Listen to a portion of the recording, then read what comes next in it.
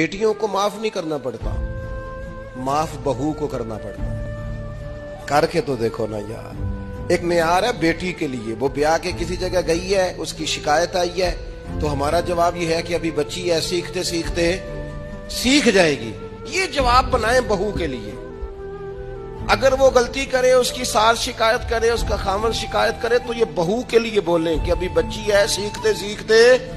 ये बहू के लिए बात करें कि बच्ची है, सीखते सीखते।